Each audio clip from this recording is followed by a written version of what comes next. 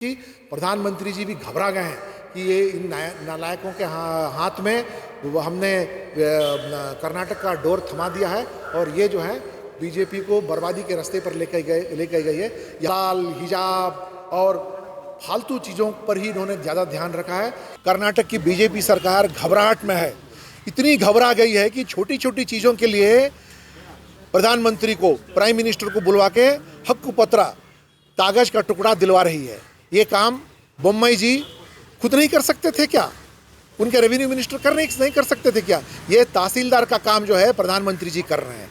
जितने तांडा हैं ये पहले भी येडियुरप्पा जी मुख्यमंत्री रह चुके हैं, सदानंद गौड़ा जी रह चुके हैं, जगदीश शेट्टर जी रह चुके हैं, दूसरी बार फिर से मुख्यमंत्री येडियुरप्पा जी रहे, उसके बाद भी बोम्मई सरकार अभी आई है।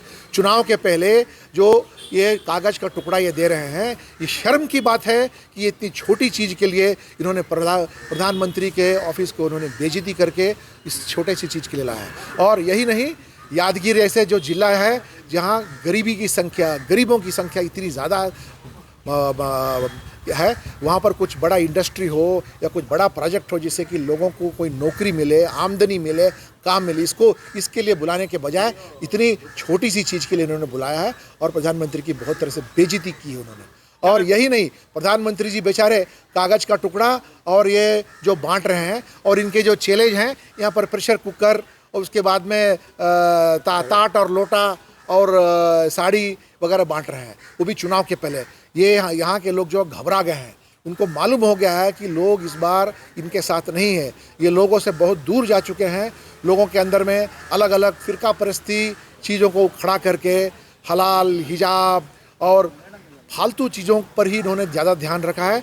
इतना बढ़िया मौका इनको मिला था, मौके का इन्होंने पूरी तरह से इन मौके को बर्बाद किया है और केवल लोगों के अंदर में गलत चीज़ें और गलत भावनाओं को खड़ा करके लोग एक भाई को दुश्मन खड़ा करने का यही इनका इरादा है। आग्रह करते हैं प्रधानमंत्री जी को कि ऐसी छोटी छोटी कार्यक्रम में आप आके भाग न लें।